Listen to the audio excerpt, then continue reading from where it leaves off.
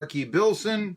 You just heard the spot for the Unicoi County baseball game that I'll be calling tomorrow afternoon here in Irwin against Johnson County. Blue Devils have been struggling this year only with a record of 10-13. This is basically a game between the 4th and the 5th place team in the Three Rivers Conference, although it looks pretty good for the Blue Devils to avoid the play-in game in that conference tournament, so they'll be in double elimination. That's why I did that. One they're looking to win. Well, with Peyton Whitson on the bump, who knows? Here are the sponsors of Unicoi County Baseball on 1420 WEMB Sports Radio. Games you can also hear on jetbroadcasting.live. Dr. Jason Cunningham, Irwin Paint and Body, the Irwin Utilities, Irwin County, not Irwin County, Unicoi County Gas Utility District. It's right here. I can't remember. Computer Guy, Health and Home Care, Relay for Life of Unicoi County, Jones and Church Farms, the Unicoi County Insurance Agency, and Jones Hardware. So they're all bringing you Unicoi County baseball this season. Who will be brought to the various NFL teams this week is still under some debate, because after all this time of the Arizona Cardinals saying, hey, let's draft Kyler Murray, let's buck convention, we've brought in Cliff Kingsbury. He likes Kyler Murray. He won the Heisman Trophy. Oh yeah, we forgot he's a midget. Now it seems like there are rapidly changing ideas as to what a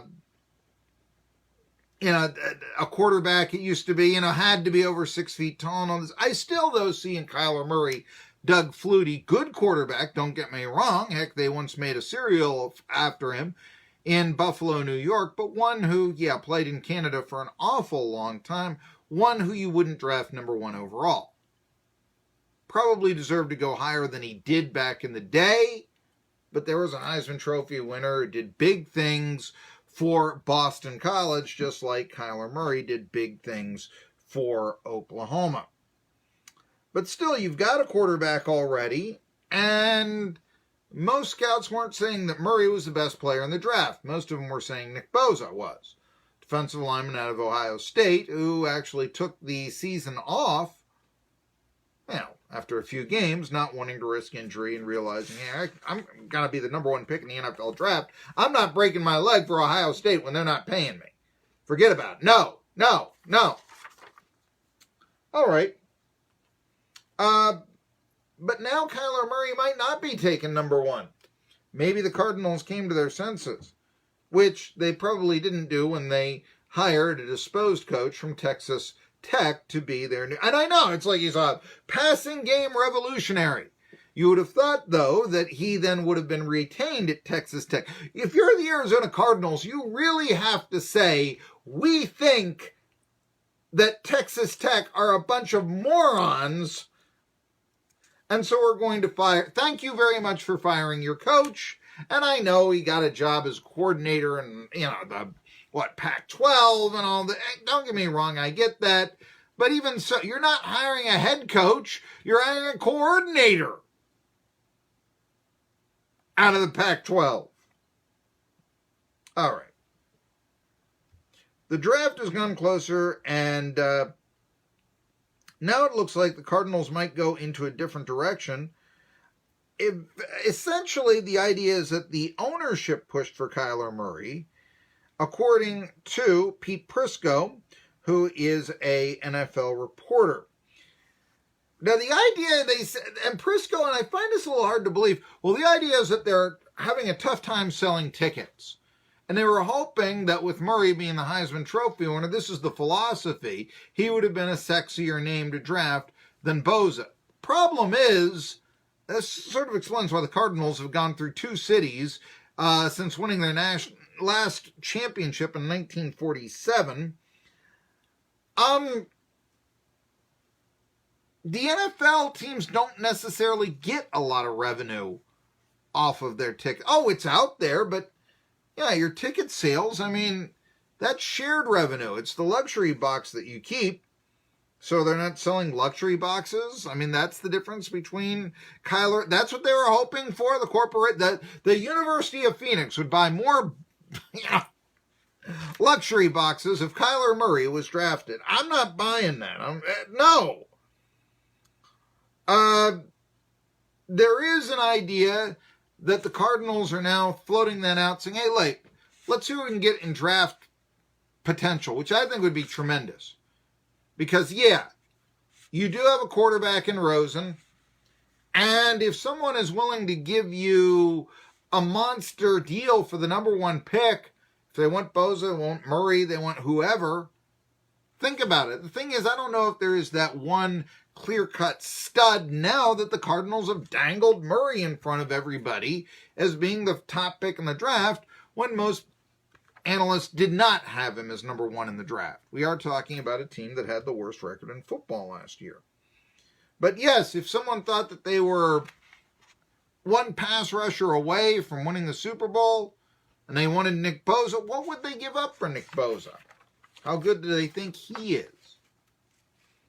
Or for that matter, Murray or whoever else, like I said. So it's an interesting idea. The San Francisco 49ers are just, they're, oh, thank you, please draft Murray, because they've got the number 2 pick. They got Jimmy Garoppolo there and say, yes, Nick Bosa, best player in the draft, falling number 2. This will be sensational. Who can blame him for that? Anyhow, that's the case right there. The deal is open. I'm thinking that this is now, they do want Murray. I mean, even Prisco's saying, well, the ownership wanted him. No, it was Kingsbury. Everybody knows that wanted Murray. Don't come out here. Not selling tickets. I'm not buying any of that.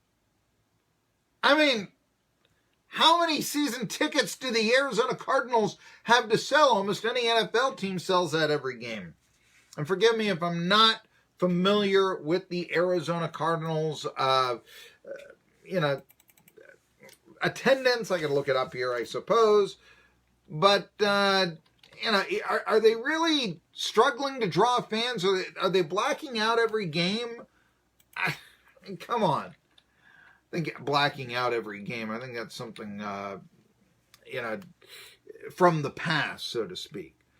All right.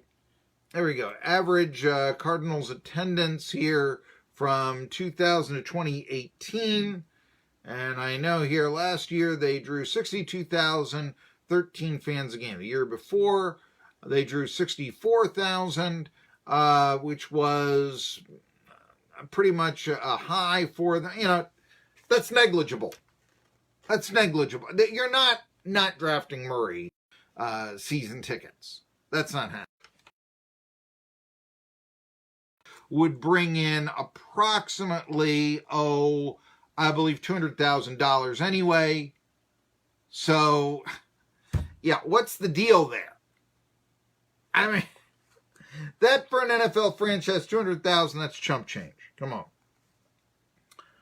Let's take a look at what we have right here, what Mike Mayock said on the Raiders' last 3 first-round picks. In this year's draft.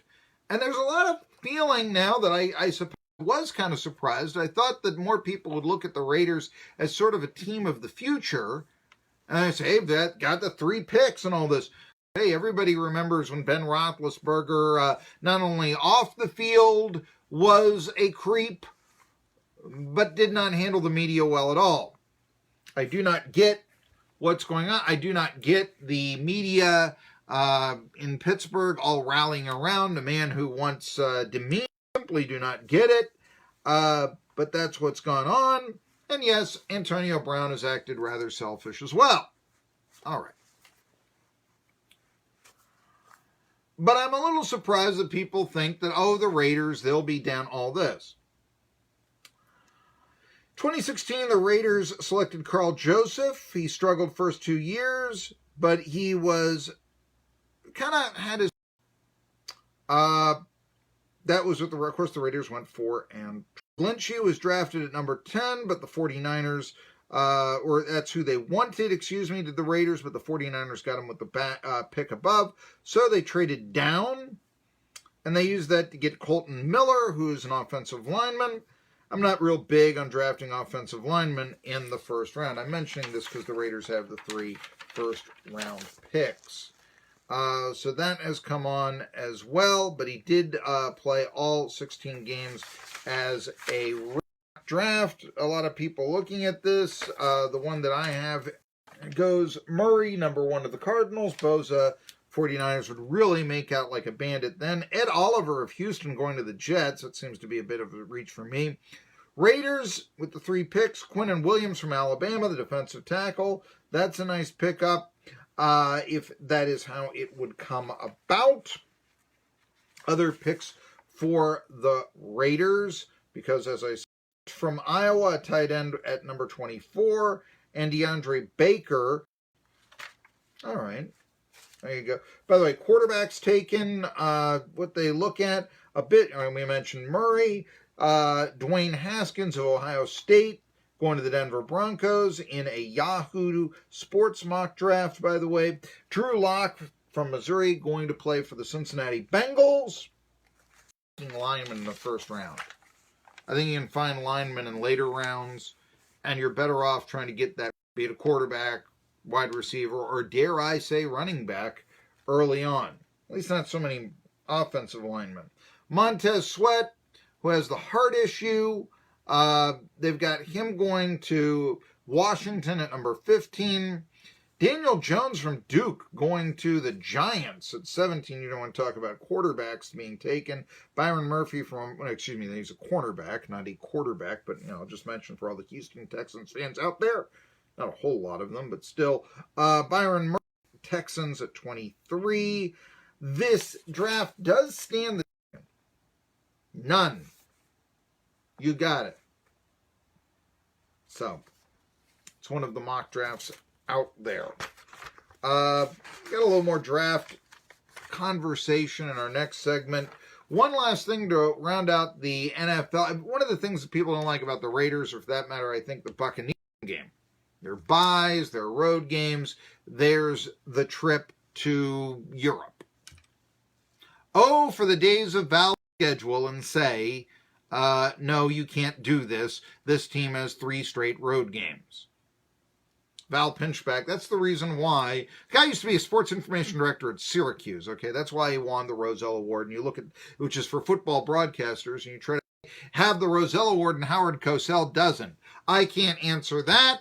That's a travesty, but if you want to know how Pinchback won it, they would say, yes, he was very good at scheduling when he got a job with the NFL, making sure glaring oversights like this wouldn't happen. One glaring oversight, London, that the Jacksonville Jaguars always seem to play. It's like, when we can Jaguars over there. One team that hasn't played overseas, the Packers. The idea is the Packers don't want to give up a home game, and the teams that play the Packers like the fact that the Packers come in and buy up all their seats. Kind of interesting. The schedule comes out. Packers could be playing overseas. Tri-City Sports Now.